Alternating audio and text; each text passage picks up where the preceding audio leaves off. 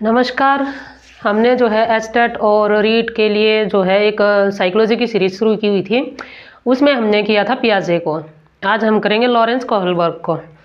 आज हम Lawrence Kohlberg की जो है मॉरल डेवलपमेंट थ्योरी जो है करेंगे। तो उसको शुरू करने से पहले है ना, हम एक स्टोरी से करते हैं। अमेरिका में जैसे एक हरियाणवी जो है माँ बाप थे और उनका एक लड़का था, तो उन्होंने अपने बच्चे को डांट दिया। तो जो है बच्चे ने क्या किया वहाँ पर, अब जो है ये है कि आप वहाँ बच्चे को नहीं डांट सकते, आप पुलिस को जो बुला सकते हैं। तो बच्चे ने जो है फ़ोन किया पुलिस के पास और पुलिस को बुला लिया। पुलिस जो है उसके पापा को पकड़ के ले गई, पापा ने डांटा था बच्चे को। फिर जो है अभी माँ पापा ने सोचा भाई ऐसे तो नहीं बात बनेगी। अब हरियाणवी बाप तो जो है वो क्या नाम है इंडिया वापिस आए, पहुँचे दिल्ली एयरपोर्ट। और एयरपोर्ट से निकलते ही बाप ने जो है चप्पल निकाली पैर से और दे चप्पल सिर पे बच्चे के जो है फटाफट से शुरू किया। बाप ने कहा बेटा अब बुला पुलिस को। तो हमारे यहाँ जो है हम बच्चों को जो है डांट धमका सकते हैं, ऐसी कोई व्यवस्था नहीं है कि आप माँ बाप के लिए जो पुलिस को बुला लें। खैर ये विदेशों में है। हमारा जो है भारतीय जो माँ बाप हैं उनके खून में ही होता है कि हमारे बच्चों पे इतना हक है हमारा, हम डांट सकते हैं, थप्पड़ लगा सकते हैं उसको। तो जी आज की जो थ्योरी है वो है moral development, Lawrence Kohlberg. Lawrence Kohlberg इन्होंने जो थ्योरी दी थी वो दी थी मॉरल डेवलपमेंट थ्योरी।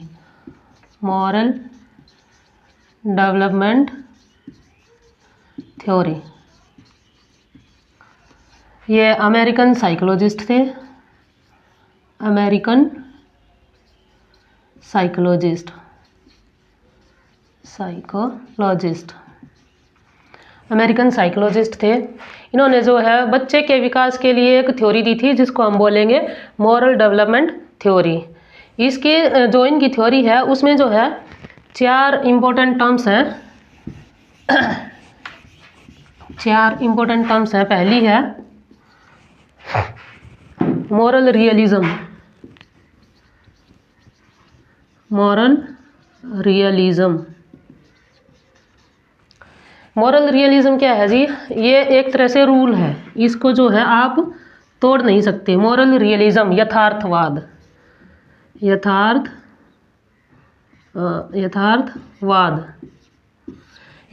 मतलब हकीकत, हकीकत ही होता है।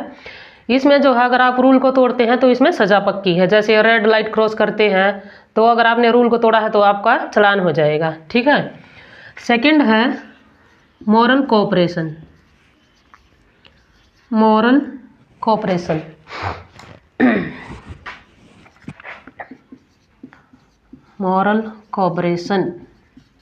सहयोग, नैतिक सहयोग। आप जो है सोसाइटी में रहते हैं तो एक दूसरे की मदद करते हैं, उसी को क्या कहेंगे हम? Moral cooperation. और थर्ड है मॉरल डिलीमा। ये एक नैतिक दुविधा है। अभी जैसे आपने एक मूवी देखी होगी दो पत्ती, उसमें जो है काजोल ने एक पुलिस वाले का रोल जो है निभाया है और उसमें उनके सामने जो है ये मॉरल डिलीमा आता है। मॉरल डिलीमा क्या होता है? जैसे मूवी के अकॉर्डिंग उसमें कृति सेनन का डबल रोल है। उसमें उसकी एक बहन की जो शादी होती है और दूसरी जो है वो ऐसे ही जैसे भेष बदल के एक दूसरे से वो बदला लेते हैं डोमेस्टिक वायलेंस के खिलाफ। पहली सिस्टर जो है दूसरी सिस्टर का बदला लेती है, क्योंकि पहले वाली को उसका हस्बैंड जो है वो तंग कर रहा था, डोमेस्टिक वायलेंस थी, तो उन्होंने जो है सज़ा दिलवाई। तो काजोल को जैसे लास्ट में पता लगता उसमें कि इन्होंने जो है चालाकी की है और जो सज़ा मिली है उसको वो जो है इसमें डोमेस्टिक वायलेंस के लिए मिलनी चाहिए थी, उसको मिल गई ज़्यादा, अटेम्प्ट टू मर्डर की। तो जो है उसमें लास्ट में उसके सामने मॉरल डिलीमा होता है कि मैं इनकी सच्चाई को सबके सामने लेके आऊँ या नहीं लेके आऊँ। तो जो दुविधा होती है, बंदा ऐसी सिचुएशन में फंसता है तो उसको बोलते हैं मॉरल डिलीमा। अभी जो है कोहलबर्ग ने भी बच्चों के सामने एक डिलीमा प्रेजेंट किया था के बच्चों से पूछा था, उन्होंने अपनी एक स्टोरी दी थी, उसमें बताया था हेंज नाम का कोई व्यक्ति है और उसकी बीवी जो है बीमार है, उसको उसके इलाज के लिए, अपनी पत्नी के इलाज के लिए एक दवाई चाहिए। दवाई जो है वो एक ही केमिस्ट के पास मिलती है, शहर में कहीं है नहीं। उसके पास है 100 रुपये, दवाई मिल रही है 1000 रुपये की। तो वो सोचता है कि मेरे पास इतने पैसे तो हैं नहीं, दुकानदार ने तो मना कर दिया, मेरे पास इतने पैसे नहीं है कि मैं दवाई ले सकूं, और क्या नाम है, कम में ये देगा नहीं, कम में जो है दुकानदार ने देने से मना कर दिया। तो अभी वो सोच रहा है कि अगर मैं दवाई चोरी करूँगा तो मुझे सज़ा हो जाएगी, और दवाई चोरी नहीं की तो मेरी वाइफ मर जाएगी। तो वो जो है उसकी जो ये दुविधा थी जिसमें वो फंसा हुआ था वो था मॉरल डिलीमा। तो उसने लास्ट में जो है उस दवाई को चोरी कर लिया और उसकी वाइफ बच गई। तो उसमें जो है बच्चों की अलग अलग राय थी कि भाई हम ऐसे कैसे चोरी कर सकते हैं, ये मोरालिटी के खिलाफ है। कुछ का जवाब था कि भाई उसने ठीक किया, उसकी वाइफ बच गई। तो ऐसे ही जो है मॉरल डिलीमा, ये होती है नैतिक दुविधा, नैतिक दुविधा। फोर्थ है मॉरल रीजनिंग। मॉरल रीजनिंग मतलब रिजल्ट। मॉरल रीजनिंग क्या होता है, जो नैतिक दुविधा में जो फंसा हुआ है उसके जो अंडर वो सोच रहा है उस प्रोसेस को जो है क्या बोलेंगे, मॉरल रीजनिंग। इनको अगर आपको वन वर्ड में समझना है तो रियलिज्म मतलब रूल, अगर तोड़ दिया तो सजा होगी, और मॉरल कोऑपरेशन एक दूसरे का सहयोग, हेल्प हो जाएगी ये, ठीक है।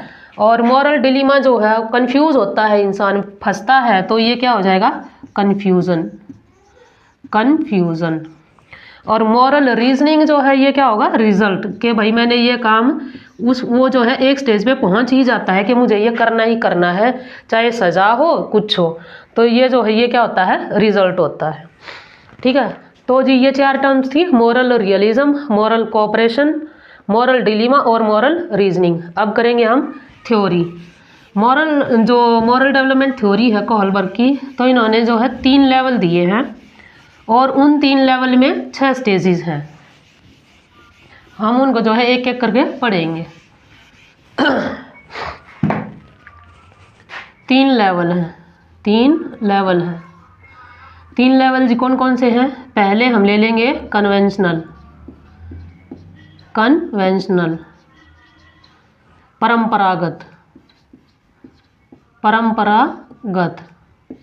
परंपरागत भी बोल सकते हो इसको आप, रूढ़िगत भी बोल सकते हो, बहुत सारे नाम हैं इनके, परंपरागत या रूढ़िगत।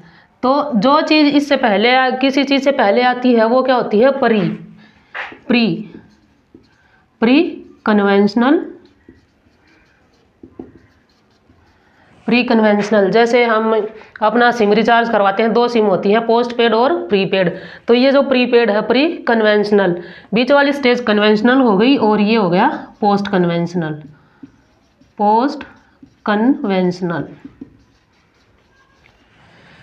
ठीक है। प्री कन्वेंशनल, पोस्ट कन्वेंशनल और बीच में है कन्वेंशनल। ये पूर्व परंपरागत,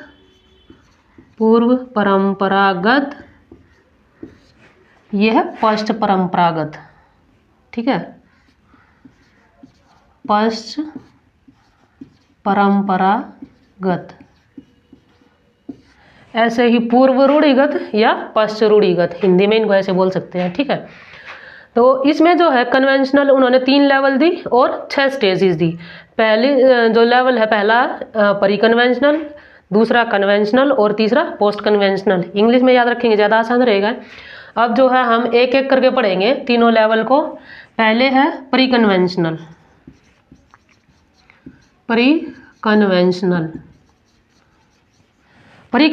में जो एज रखी गई है बच्चे की वो है 4 से 10 साल।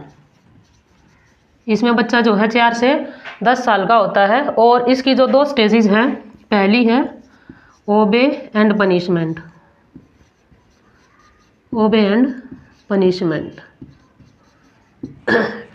वही है, 4 से 10 साल है तो ऑब्वियसली बच्चा जो है वो स्कूल गोइंग एज में है। और सेकंड है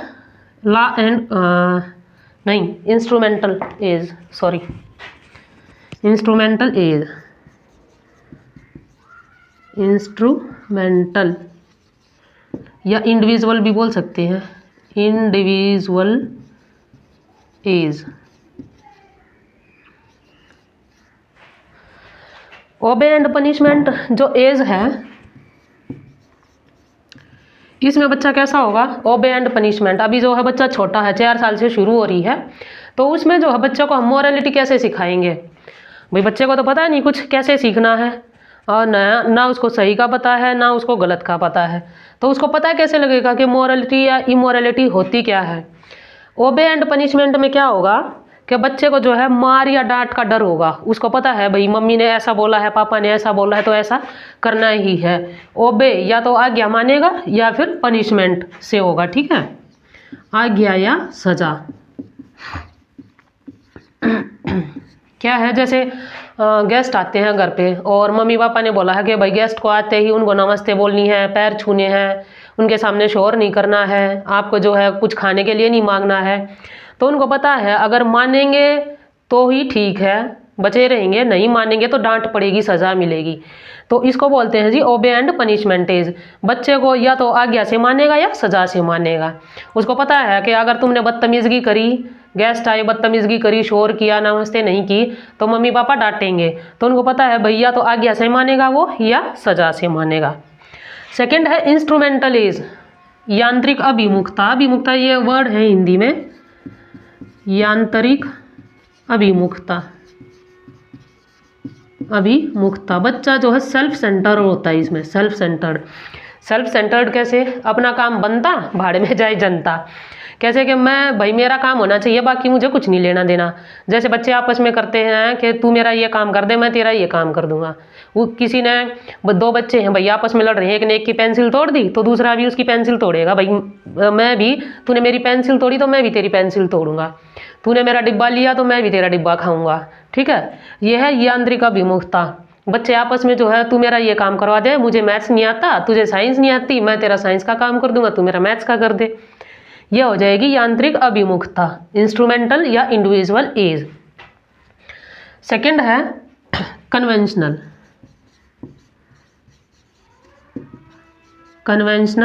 एज। इसमें बच्चा मोरालिटी कैसे सीखेगा? पहला होगा बी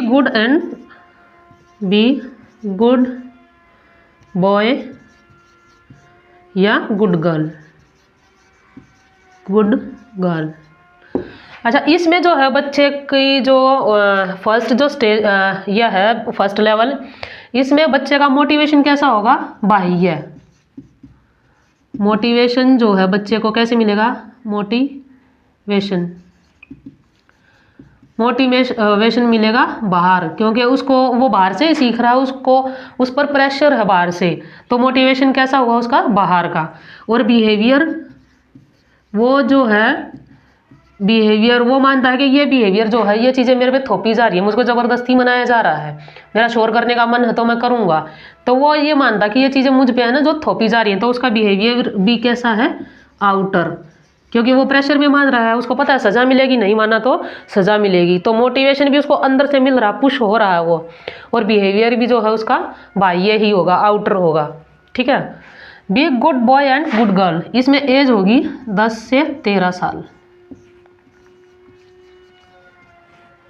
बच्चा जब इस स्टेज में होता है जब बच्चा इस एज में होगा तो उसको अंदर से ऐसा फील होगा कि कोई मुझे अच्छा बोले, मेरे मम्मी पापा मुझको बोले कि मैं अच्छा बच्चा हूँ, हाँ, और टीचर क्लास में बोले कि भाई ये अच्छा बच्चा है। वो दूसरों को दिखाने के लिए जो है अच्छा बच्चा बनता है, स्कूल का काम करेगा, मम्मी पापा के सामने अच्छा बनेगा। तो उसमें क्या होगा? वो be good boy and good girl, अच्छा बनने की कोशिश करेगा। और सेकंड है लॉ एंड ऑर्डर। इसमें जो वो रूल को मानेगा, रेड लाइट है तो रुकना है, सड़क पे जो है लेफ्ट साइड चलना है, इस तरह के जो है वो रूल्स को जो है फॉलो करेगा, इसमें रूल्स फॉलो करेगा। बच्चा जो है जब कन्वेंशनल एज में होता है तो उसको जो है मोटिवेशन अंदर से मिलता है। मोटिवेशन क्या होगा? उसमें अंदर से मिलेगा, मोटिवेशन उसका इनर होगा, इनर। लेकिन बिहेवियर उसका क्या होगा? बिहेवियर उसका होगा बाह्य, आउटर। क्योंकि दिखावा कर रहा है भाई, उसको अंदर से ललक है, मुझे अच्छा बनना है, उसको अंदर से वो दिखा रहा है कि भाई रूल जो है मुझे मानने पड़ रहे हैं, रेड लाइट पे मुझे रुकना पड़ रहा है। वो खुश हो या ना हो, तो उसका मोटिवेशन जो है इनर है और बिहेवियर जो है उसका बाहर है, वो दिखाता है बाहर। अंदर से वो करके खुश है या नहीं है उससे कुछ नहीं मतलब, पर वो बाहर दिखा रहा है मैं अच्छा हूँ, मैं जो है लॉ एंड ऑर्डर मान रहा हूँ। तो इसमें जो है be good boy and good girl और लॉ एंड जो है ऑर्डर को वो मान रहा है। अब है इसमें third stage, that is post conventional. Third level है, 4 स्टेजेस हो गई हमारी और 2 लेवल हो चुके हैं। अब हम करेंगे थर्ड लेवल और जो है बाकी बची हुई 2 स्टेजेस। थर्ड लेवल जो है वो है हमारा पोस्ट कन्वेंशनल। पोस्ट कन्वेंशनल अब जो है बच्चे में लॉजिकल थिंकिंग आ गई है भैया। एज है उसकी 13 से 18 या 13 प्लस भी बोल सकते हैं इसमें, ठीक है। अब जो है बच्चे में लॉजिकल थिंकिंग आ चुकी है, वो लॉजिकली चीज़ों को सोचेगा। तो उसमें जो है पहला तो उसका होगा सोशल कॉन्ट्रैक्ट। सोशल कॉन्ट्रैक्ट, लोगों से मिलेगा, सोसाइटी के रूल जानेगा। जो लॉ एंड ऑर्डर है वो एक मेंटेन होते हैं लॉ एंड ऑर्डर में, जो हमने सेकंड लेवल में किया था और 4th स्टेज में कि लॉ एंड ऑर्डर को मानेगा। ये थोड़ा अलग है। जो हम सोसाइटी में रहते हैं, सोसाइटी के रूल एंड रेगुलेशन कुछ अलग होते हैं भाई। जैसे मैरिजेज को लेके होता है, शादी को लेके होता है बच्चों में कि मम्मी पापा की जो है सलाह से ही करनी चाहिए, जो मम्मी पापा को पसंद आए उसी से शादी करनी चाहिए। तो ऐसे जो है वो रिचुअल्स को मानेगा, जो सोसाइटी के रिचुअल्स हैं उनसे ज़्यादा उसका कॉन्ट्रैक्ट होगा। उसको पता लगेगा सोसाइटी में क्या अच्छा है क्या बुरा, लोग किस चीज़ को अच्छा मानते हैं किस चीज़ को बुरा मानते हैं। तो ये है सोशल कॉन्ट्रैक्ट। वो उन चीज़ों में जो है फिजिकली इन्वॉल्व होगा, ठीक है। अभी वहाँ उसकी थिंकिंग लॉजिकल है लेकिन इतनी नहीं है कि किसी चीज़ को अच्छे या बुरे में तोल सके। हाँ, उसको पता लग रहा है भाई सोसाइटी में अच्छाई या बुराई चल रही है, वो उसका जो है विरोध नहीं कर पाएगा। ये है सोशल कॉन्ट्रैक्ट। यहाँ उसको जो है विरोध करने की उसकी क्षमता नहीं होगी। और जो इसका लास्ट स्टेज है ये 5th और ये 6th। जो लास्ट स्टेज है वो है यूनिवर्सल मोरालिटी। यूनिवर्सल मोरालिटी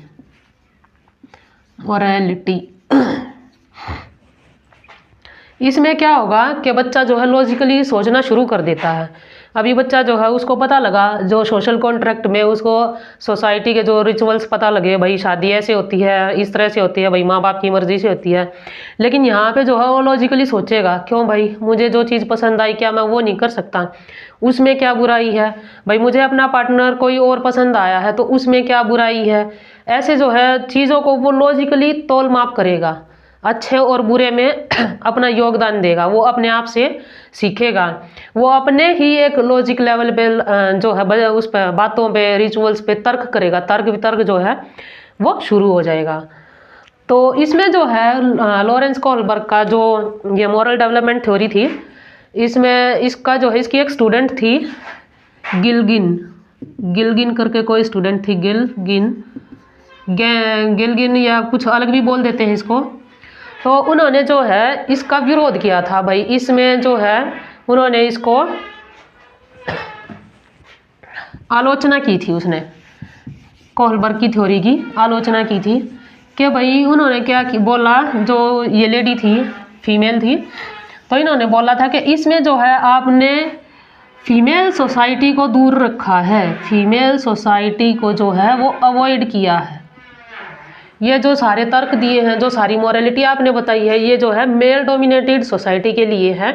इसमें औरतें स्त्रियां जो हैं वो फीमेल कहीं नहीं है।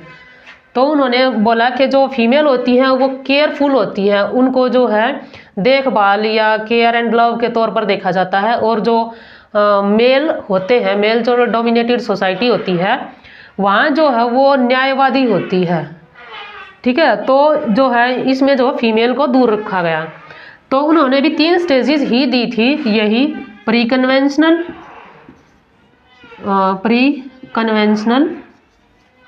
ये गिलगिन के हैं जो 3 स्टेजेस हैं, और सेकंड थी कन्वेंशनल,